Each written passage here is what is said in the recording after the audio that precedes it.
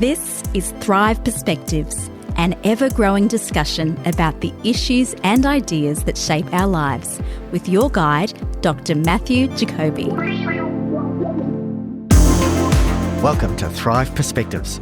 I'm Stu, your host, and in today's episode we question the relevance today of the Mosaic Law, those dense chapters of Leviticus and Deuteronomy. Are they ancient history, or do they still have a claim on us? Which commands were for Israel then, and which, if any, are for God's people now? What happens when holiness has rules, worship has regulations, and everyday life is wrapped in you shall and you shall not? And then when we hit the strange, the confronting, or the culturally distant, are we tempted to throw it all out as irrelevant, discarding not just the specifics, but the principles beneath them? Let's join Matt in our episode today as we slow down long enough to ask what these laws were shaping, protecting, and revealing, what they show us about God's character and our own today. Well, Matt, just the two of us today, so only sounds like a song. Yeah, that's it. One overthinker. We're missing our second overthinker. Connell is taking some time off, so it's you and me. Welcome, listeners. Great to have you with us for this episode of Thrive Perspectives. And Matt, we're going to take a little bit of a side turn here, because in our sister podcast, Thrive Deeper, we've been working through the book of Leviticus and Deuteronomy, all the sort of the laws and the purity laws, and it raises the question, how do we apply that, or does even that apply to our lives today?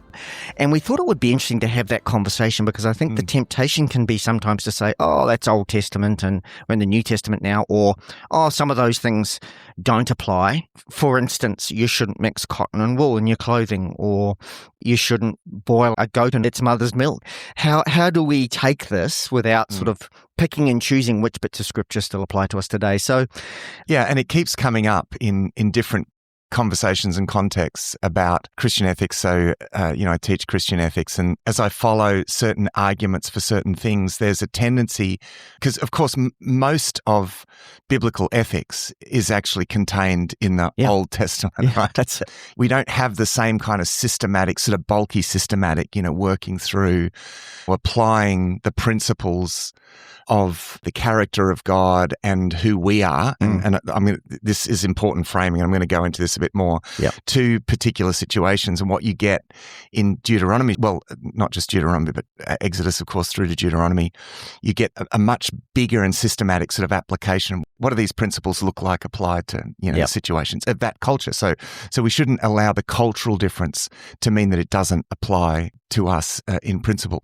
But one of the things that keeps coming up, and this is where this is really good to talk about this issue, is people are all too ready to say, but either just that's in the Old Testament, as though somehow that discounts it. Yeah, that discounts it. It's just not a valid way of dismissing, because we're told that all Scripture is God-breathed. All Scripture, Paul says, is God-breathed and useful for. Well, and Jesus Peter himself. says, sorry. So we can't just dismiss it like that. Or in some cases, you'll quote, say, from Leviticus, and someone will say, what? Yeah, but it also says in Leviticus that the adulterer should be stoned, or that you shouldn't boil a kid goat in its mother's milk. Or so it's like this way of dismissing it all, because there are things in there that just seem bizarre or objectionable to us. This is a really important issue, because this is one that I've noticed keeps coming up. And so if we follow that argument, we're essentially losing the bulk of the foundation of our faith. And what I want to try to do in this episode is to ensure that we keep that, but that we actually also recognize some just really rudimentary principles of interpretation. Can I propose that not only do we lose the foundations of our faith, but we lose the foundations of most of the Western world's culture in terms of the way we structure society and the way we care for people and all those sorts of things, because the reality is most of that came from the same place. Yeah, and of course, I think the best place to start is with Jesus. Jesus explicitly says, and I think, Stu, you've got that there. Matthew chapter 5, verse 17. Don't assume that I came to abolish the law of the prophets. I did not come to abolish, but to fulfill. Yeah, so I think that's a really important statement to keep in mind, because we need to start from the assumption, as Peter says, all Scripture is God-breathed and useful for correction and so forth and so forth. So we need to start with the assumption that all of this applies in some sense, right? We can't just dismiss it offhandedly. And we'll delve into what Jesus means when he says, I've not come to abolish the law or the prophets. And that's a way of, because the way that the Jewish people referred to what we now know as the Old Testament is the law, the prophets, and the writings. Yes. So that's kind of shorthand For the Old Testament. For the Old Testament, right? So he's saying, I've come to fulfill them.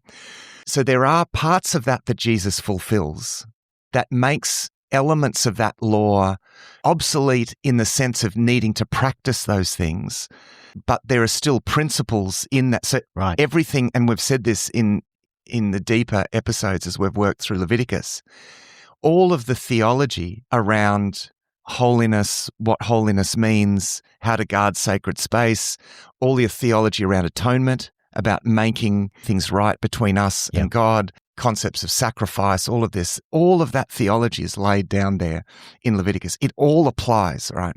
And it applies through Jesus.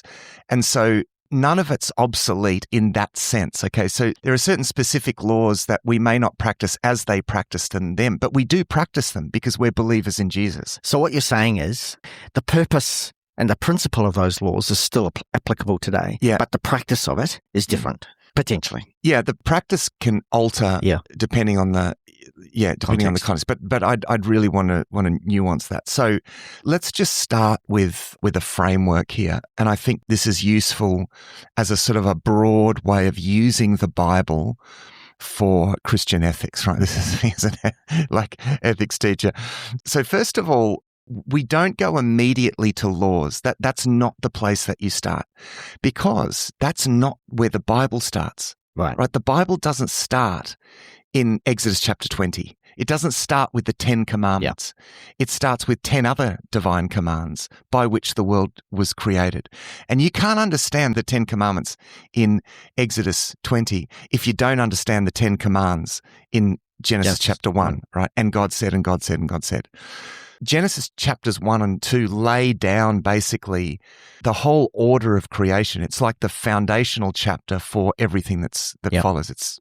And then of course chapter 3 explains where things went wrong, okay, which is an upturning of that order, which necessitated ultimately Exodus 20. Yeah, that's right. In reality. So another way of saying that is that the principles of the law, and when we're talking 10 commandments, they're actually not called commandments. No. They're called 10 words.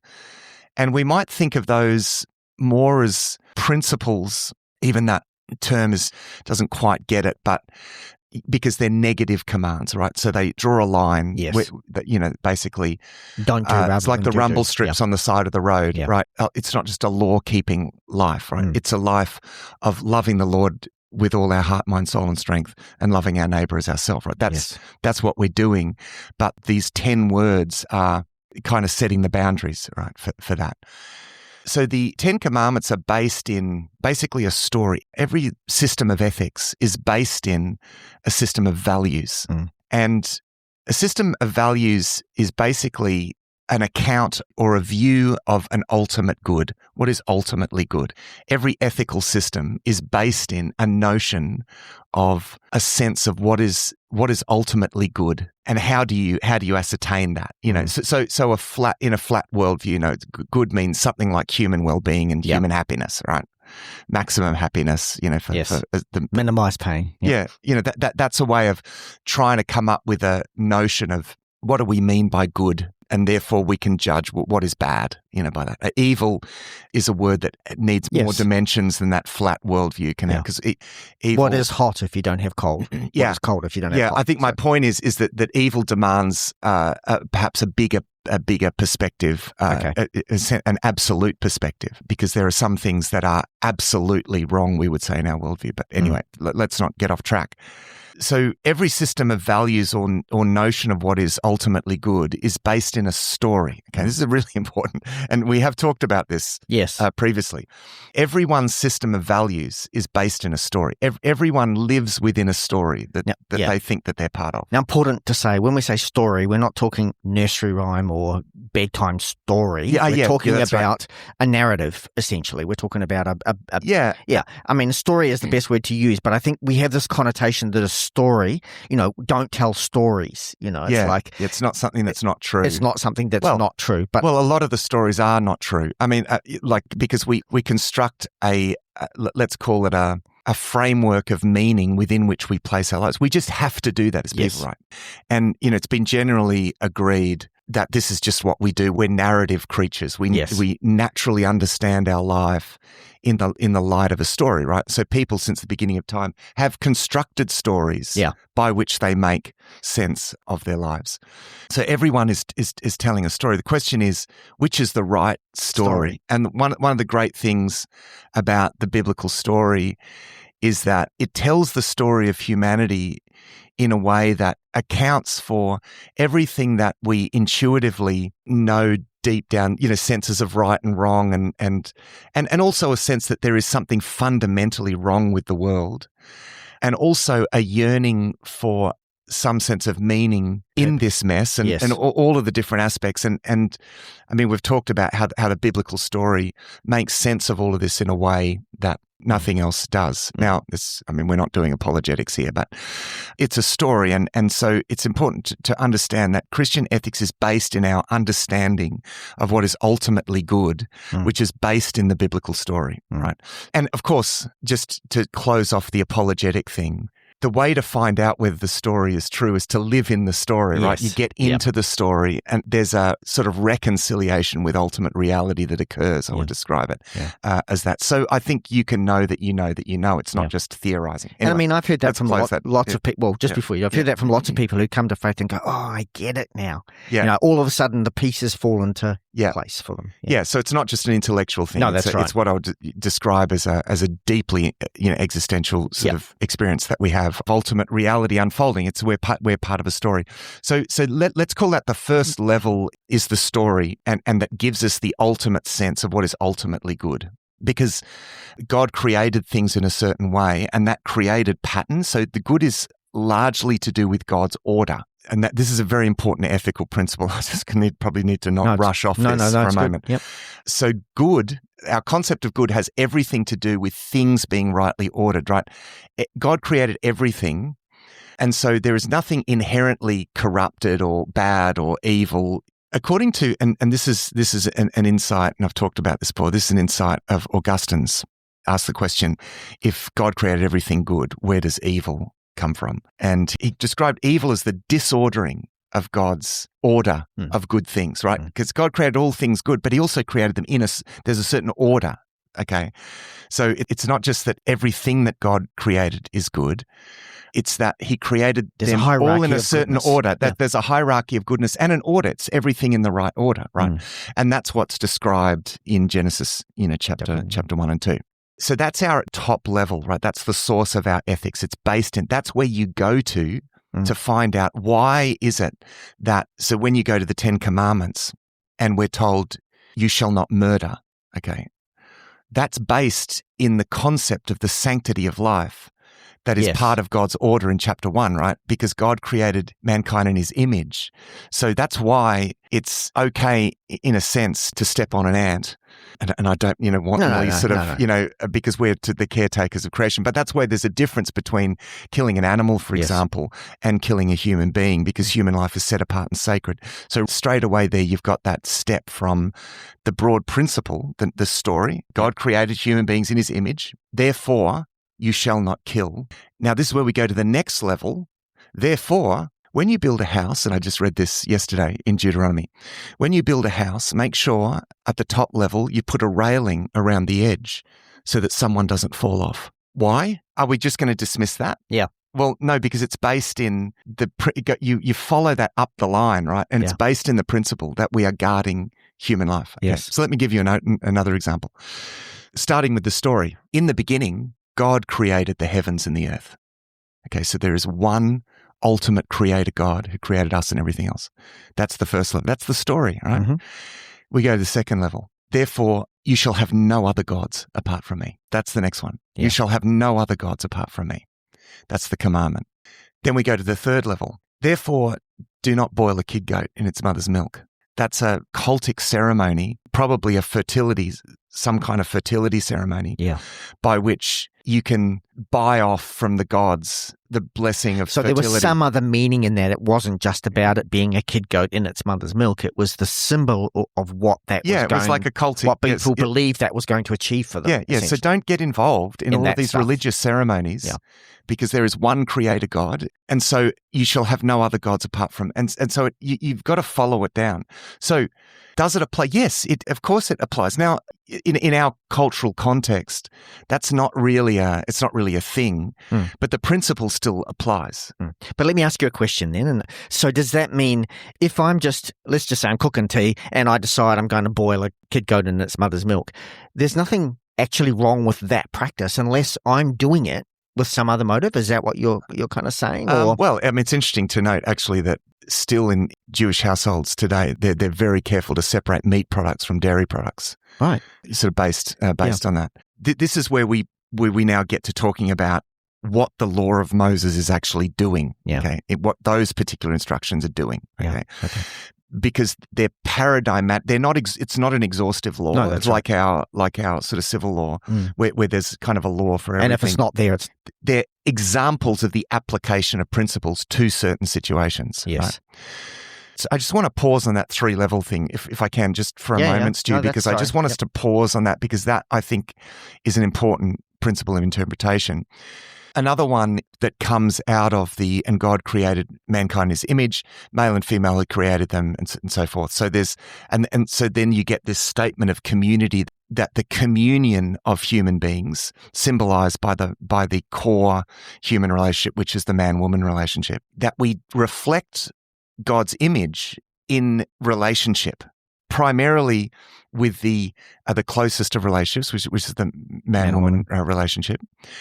So what we get from that is this sense of the fundamental equality. So Genesis 1 and 2, very countercultural, and we've talked about this before, very counterculturally, they affirm the equal high dignity of human beings. Yes. So whether you're a slave or whether you're a king, it basically democratizes the idea of divine sonship, as it would have been said in the ancient world, because ancient Near Eastern kings claim to be sons of the god, right?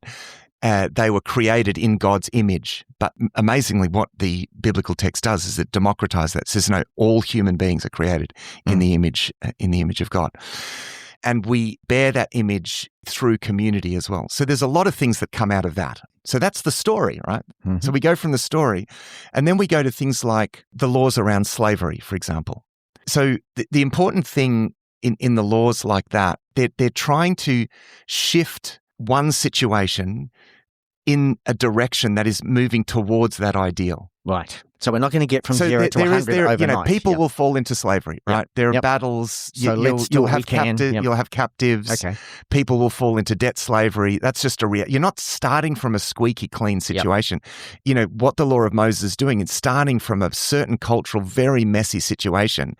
And essentially what it's doing is taking a step forward from that circumstance, right? So what is a step forward towards the ideal? Now, that's a really, really important way of applying it, because what you need to keep in mind is the ideal, right?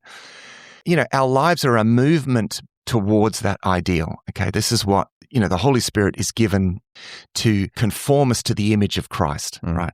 And the image of Christ, of course, is the divine image, which is spoken of in Genesis chapter 1, right? So we're in a process of formation. That's the context in which we're thinking ethically, right? We're on a journey from where we are in our mess towards these ideals, and the ideals are all laid down in the Old Testament, right? In Genesis, right? Yep.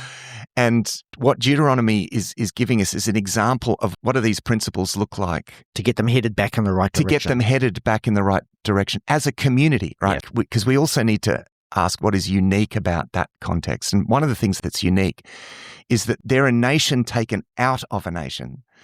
So they are going to have all the old traditions perhaps from that nation.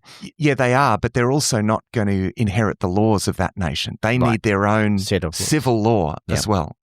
Gordon Fee, in the book How to Read the Bible for All It's Worth, which is an excellent book, They talk about interpreting the law of Moses, and they famously divide. It's a little bit neat, but they divide into three kinds of law: the moral law, the civil law, and the ceremonial law. And they do that as a recognition of the fact that there are certain laws that are actually there to keep civil cohesiveness, right? Because they need a civil law, right? Mm. And they need a civil law that's intelligible in their context, Yes. that deals with the issues realistically that come up in their context, Yes. but also take them a step away from where they've been towards God's ideal. Yeah. Now, I think there's a really good point there, because in their context, because today even, we don't write laws for things that we haven't even thought of are a problem yet. We're writing laws, civil laws, to deal with issues that have come up. And when a new issue comes up, we better think about a law for this. So you can't just take those laws and go, well, let's just plonk them into today and then expect them to be intelligible, because they relate to a different culture at a different time, with different circumstances. That's right. But what you're saying is the principles and the purposes of those laws remain the same. They are all demonstrating a principle in a certain context. Yeah. And even in that context, so even in later times, so generations later, the purpose, and this is explicit in law from Exodus to Deuteronomy, that, as I said, it's not exhaustive. They're used as examples of how to deal with certain cases, right? So a judge dealing with a case that's not covered, right? I mean, a lot of cases that judges in ancient Israel would have faced, are not explicitly covered. No. There. But what they would do, they would go and find similar situations where a principle is being applied to a certain circumstance, right? So it might not be a kid goat boiled in its mother's milk. Let's say generations later, that passes away. Yep. But you've got some ceremony, some weird, ceremony associated with Baal and Ashtoreth, right? Or in our context, it might be reading horoscopes, right? Don't read horoscopes. Don't wear that good luck charm, or don't, whatever. It's a way of, some kind of practice that sees you trusting in something else apart from God for your fertility, prosperity, whatever. Yeah. So even in ancient Israel, the way that they were using the law of Moses, they were using these particular laws as paradigms, examples of how to apply the principles in certain situations. So in that sense, when we read the law of Moses too, what we need to understand is enough about the original context to use that as an example, right? In that context, and this is where I think this can be really important. In that context, this was forbidden because this was a superstitious issue. So, so in that situation, God says, don't do that, right? Don't boil the kid goat in its mother's milk. So what we can do is learn from that sort of thing that we're not to engage in these superstitious sort of practices. Now, the reason we don't as Christians is because theologians down through history have actually gone to the law of Moses. And kept saying this to us. Because like we're just in an environment where getting, like dabbling in superstitious stuff like that is not right. But the reason we think it's not right, the reason in our church culture it's not right, is because the people that formed our culture where reading horoscopes is a no-no read Deuteronomy and applied that to our time. You see what I'm saying? Which is the right way to do things with that. So that would include things, just to give another example, let's say going to seances or engaging with, white witches or whatever it might be. Yeah. Essentially, it's a law about, no, I want to be your only God. Yeah. Love the Lord your God with all your heart, with all your mind, with all your soul. Yeah. Have no other gods before me. So don't go to these other things. So, Yeah, that's right. So that covers those things. Now, as I said, there are those three forms of law. Let's just do a little bit on the moral principles and we'll get to the civil and then we'll get to the ceremonial. Yeah. So there are various moral principles that are being applied, for example, in the situation of slavery, right? It starts with this bad situation. What does a step forward from this look like? Now, if you put, this is the remarkable thing, and we said this in the episode, if you put all the laws about that pertaining to slavery together, you get something pretty remarkable. Yeah. Now, one of the most inaccurate things just about I've ever heard said of the Bible is that the Bible advocates slavery. Yes. Or the Bible even justifies slavery. Actually, quite the opposite, because if you put the laws together, you get a remarkable situation where it does actually effectively abolish slavery. Yeah. Without saying, I'm abolishing slavery, but it does it effectively.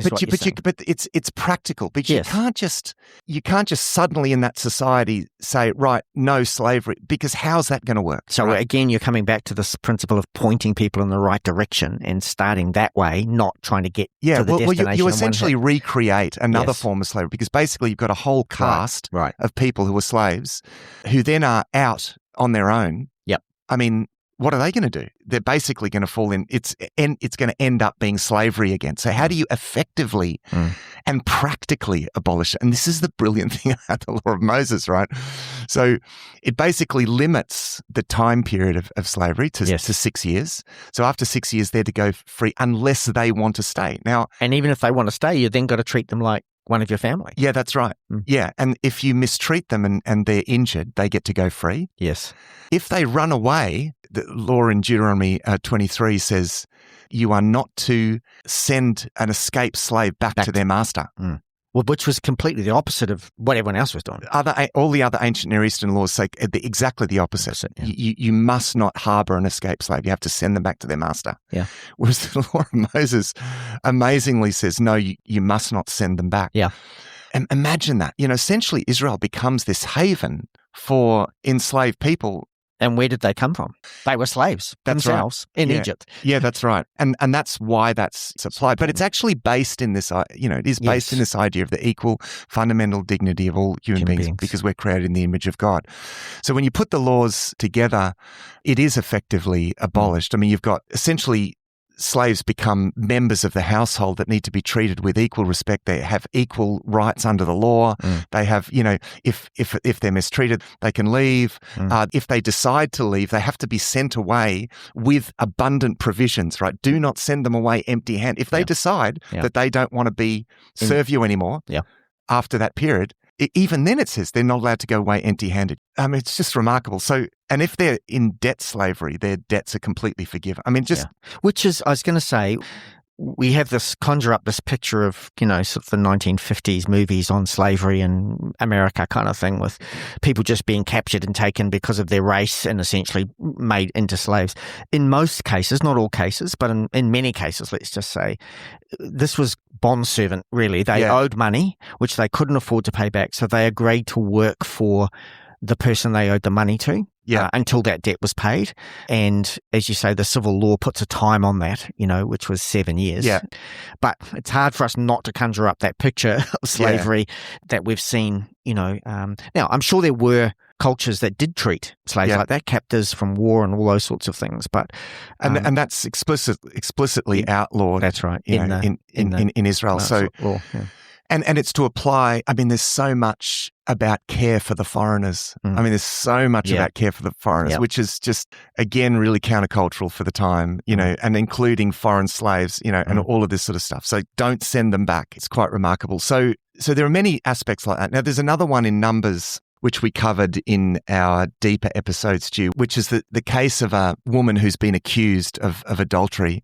And it's in Numbers chapter 5. And I'm really trying to draw on perhaps some of the more objectionable moments here.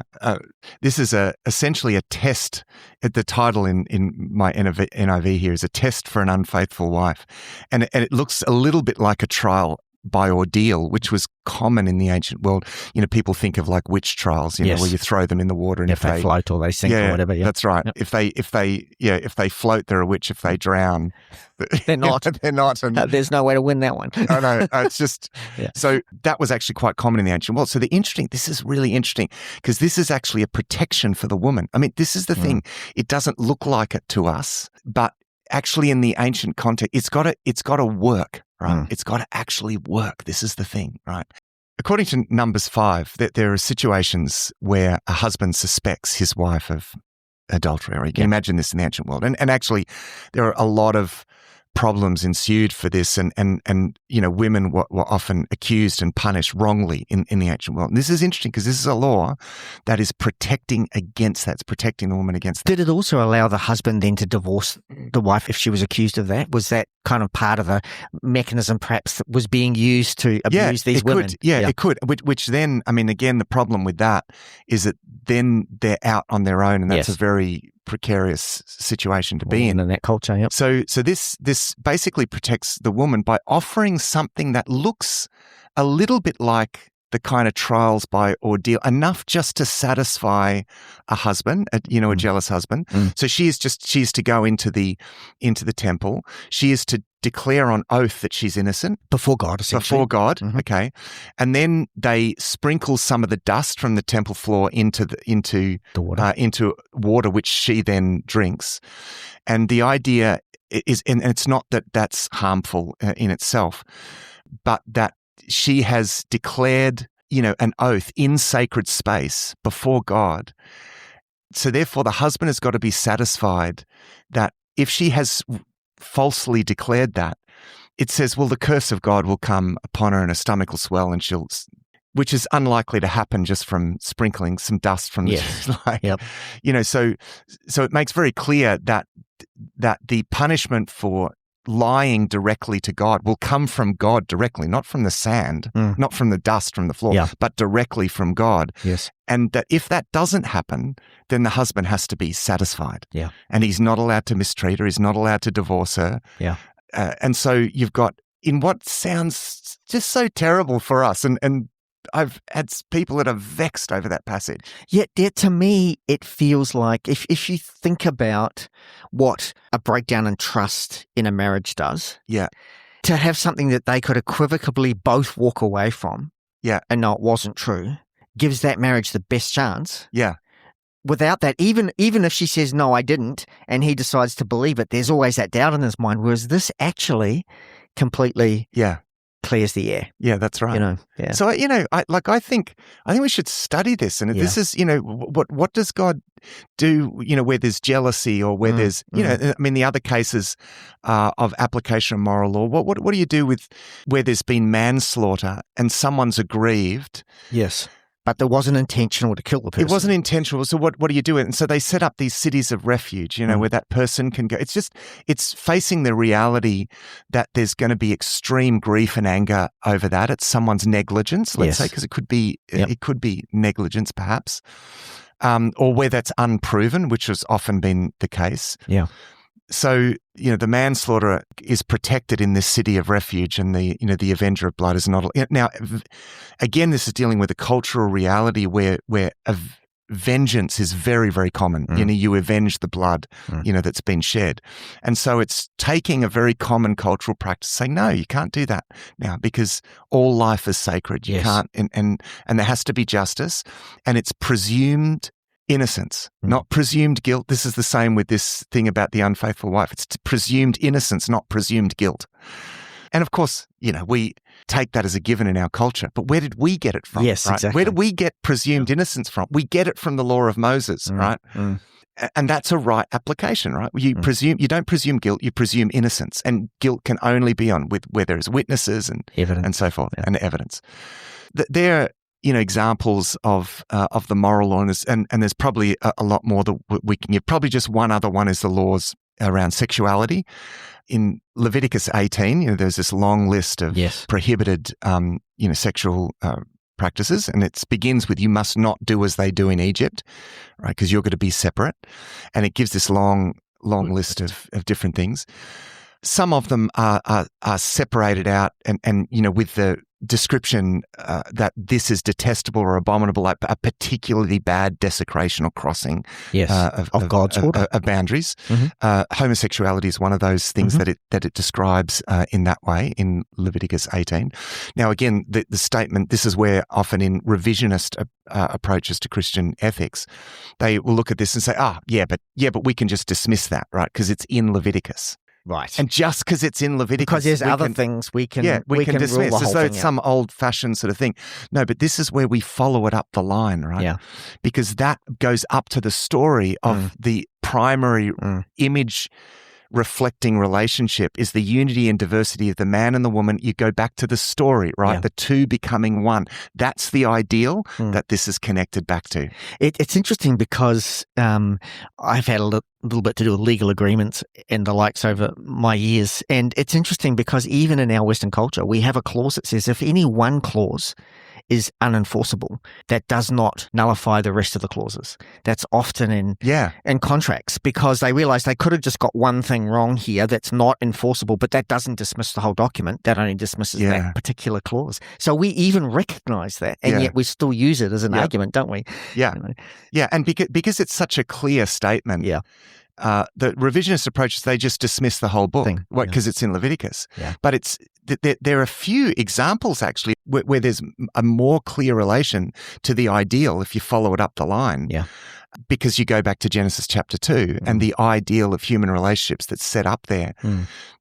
The reason why the homosexual relationship here is seen to be an abomination in Leviticus 18 is because it's a particularly obvious desecration or change in that primary relationship that's described in Genesis chapter 2. Which God's order is number 2, basically. That's right.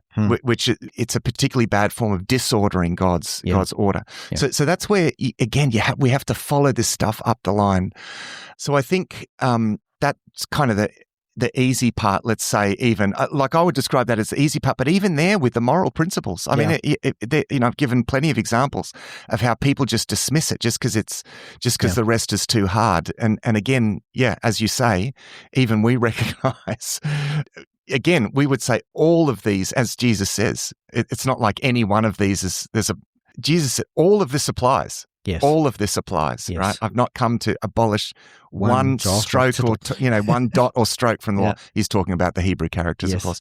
So the question is, okay, let's go now to the civil law, because this was not only designed for to provide individual moral boundaries for individuals and families, but they had to keep the peace and the cohesion of the whole, right? This is right. So they had to have a civil law as well. Okay? Yes.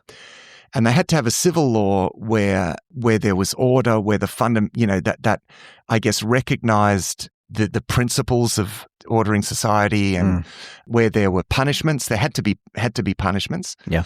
Otherwise, again, it's not intelligible. And they had to have punishments that could work even while they were nomads, right? Right. So you can't be putting people into prison. No. Right? Yeah. Right. When you're nomads.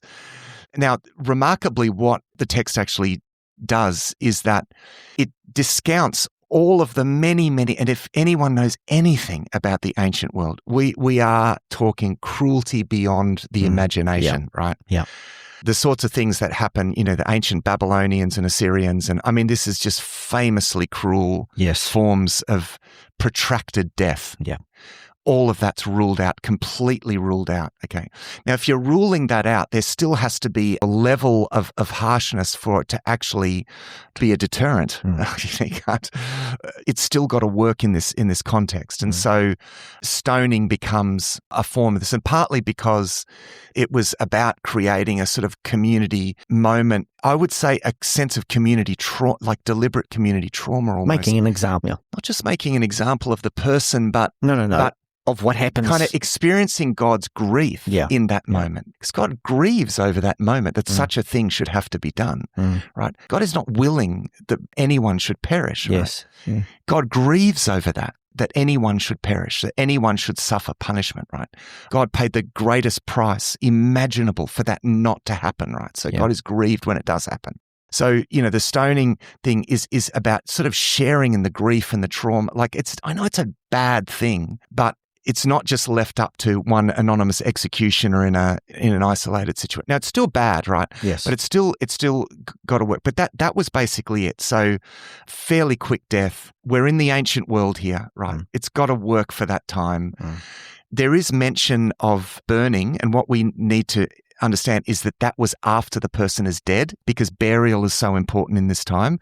So when it talks about because it says, a sorcerer or a sorceress, those practicing, so they should be burned. It's after that, because elsewhere it talks about them being executed. Yes. And then in another place it says that their bodies are to be burned. Yeah. And it doesn't mean burned alive, right? Yeah. And I know this is a fairly distasteful topic, but we have to address it. It's basically a way of sending a message that their bodies are not to be buried, but because they descended to this particularly demonic demonic form of practice. Even their bodies are to be burned and gotten rid of completely. But that also dealt with the fact that if there was a grave somewhere, as they were sorcerers, in which whatever they were, people going right. and going, keeping the kind of the movement going, for want of a better word, right. by having something to go and worship, in a sense. Yeah, that's right. And it also is associated with what burning meant in the idiom of that time as well. Which is total destruction, basically. Yeah, that's right. So we need to be careful about even just taking that forward and to as a critique of cremation or something like that. Anyway, there's another case where it allows for because of course there are degrees of offence. A lot of it was fines. It was based on fines, but there are degrees of punishment. And those fines were actually mostly about restitution rather than some other person making a lot of money. It was to the person you defended. Exactly. So it was like paying that person back, and then on top of that, a fee, because otherwise, if you're just paying them back, you haven't really been punished in a sense. That's right. So there's another case where there's an example where flogging is the punishment. But there has to be a magistrate present, and it's not allowed to be over 40 lashes. Lest, and it's interesting the way that it puts it, lest you humiliate your brother, lest he is humiliated in your sight. So there's a explicit limitation put on physical forms of punishment. Again, we're talking about the ancient world, and what is a step forward? We're not talking about the ultimate. Perfection. When the woman caught in adultery is brought to Jesus, and they say she should be stoned, what do you think? And he says, "Let him who is without sin cast the first stone." Right. But he also says to her, "Go and sin no more." That's right. Right. Yeah. So we need to see the law of Moses as a step forward. It's not the perfect expression. It's not God's ideal at all. God's ideal was before ultimate will. We see that in Jesus, right? And actually, yes, before the fall. Yeah. So with these civil laws and the punishments, I mean, we have to see that in that light. Okay, let's talk about the ceremonial law now. Now, these are the most complicated, but we're also on the most shaky ground when we just dismiss these as nonsense. Okay. Because the whole concept of holiness, the concept of being set apart, the concepts of atonement are all built into this. We would not have those concepts if we didn't have these practices. Now, it's doing two things. It's pointing forward to how God deals with our sins and forward to what it means to be a holy people. So it's pointing forward to that. But it's also moving out of forms of worship that all involved sacrifices, that still wants to allow people to worship in an ancient idiom, the idea of bringing offerings and so forth. Yes. But you use that idiom to say something completely the opposite. So as we said when we looked at Leviticus, practices of sacrifice were widespread in the ancient world. It was a language of worship. So God uses the language, but changes the system of worship completely. Right. And this is where actually this is the bit that about which Jesus he fulfills the whole law in that he embodies the ideal of the law. So that's the first thing that he meant by saying that he fulfills the law. But he also fulfills the law in the sense that he is the sacrifice. Yes. He is the ultimate priest. He embodies all of the symbolism in one person. In one person of those principles of the law. And again, let's not then just think, so we don't need to bother about all that stuff. You can skip over Leviticus. No, you can't skip over Leviticus because it basically tells us about atonement. It tells us about worship. The symbolism of the offering says some really important things. It's applied in the New Testament. When Paul says, offer your bodies as living sacrifices, he's drawing on, that's richly meaningful in the light of all that we read about in Leviticus. The purity laws are important because they allowed the people to sort of imbibe and shape their lives around a way of thinking that constantly distinguished sacred, profane, sacred, profane, sacred, profane, and that built in an association with death and sin and gave them constant reminders of their need for the redemption that was offered in the temple. So, if you even had some kind of skin issue, weeping sore, which is very common in that culture, You got to have your little retreat outside the camp. Yep. It's not that made you ultimately, that was the thing that made you unclean. You were declared ceremonially unclean. But the fact is we're all unclean. Yes. And we're all needing to be purified ultimately. Yes. And so these were constant reminders built into the life of Israel that you need to go through this process, that you're imperfect, that humanity has been corrupted, and that's visible on the surface in these certain ways. So these become symbols of a deeper form of corruption, Yes. which constantly pointed to the need for the ceremonies that pointed to what Christ ultimately did for us. So that also applies to things like don't sew a garment with two different types of material, because it ingrained this idea of mixing the holy and the profane together. Right. Okay. You don't mix things that God has separated. That principle it's a principle of order as well. So don't plant your field with two kinds of seed. There's a respect for order in that, but there's also a symbolism around mixing sacred and profane together that they're constantly reminded. So these are physical ways in a society that didn't have books. These were designed so that, and this is to illustrate things. what set apart means. And it constantly says, when your children ask you, Dad, Hold why on. do we do this? Yeah. Mum, why do we do this? Yeah. Why can't you sew a garment with two kinds of material? Oh, this is because we are a holy people and we're not to be mixed in. We're to be in the world, but not of the world and set apart, right? That's what all of that was about, right? Yeah. Now, do the principles still apply? Of course they do. Right? Yeah. Of course, all of those principles still apply.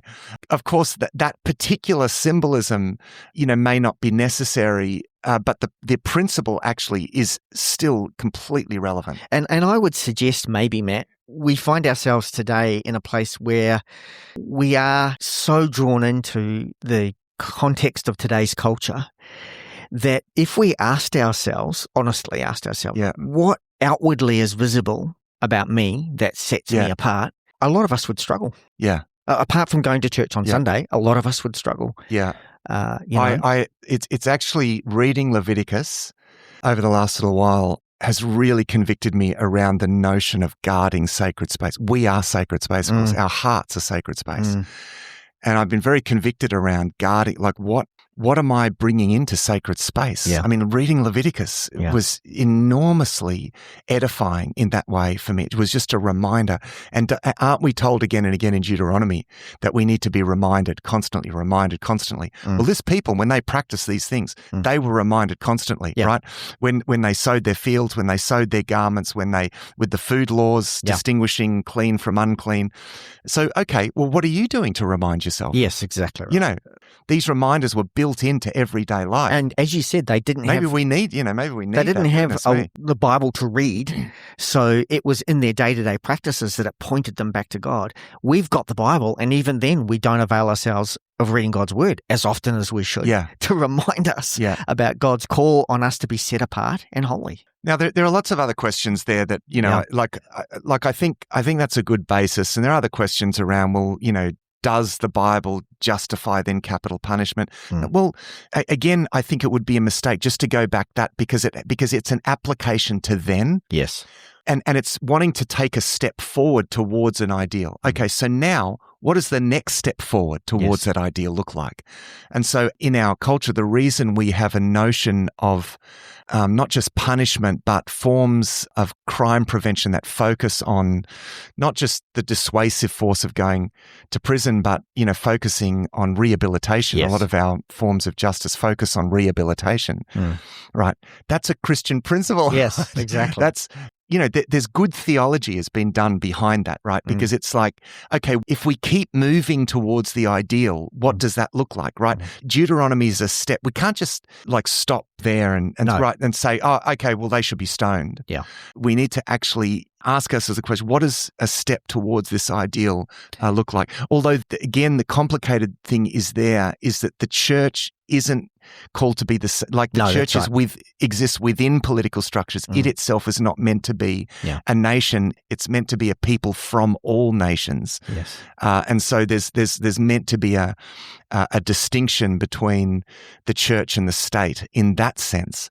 The church has got to be very much involved in guiding the state. The values. As somewhat the conscience of society. So there's not a separation in that sense.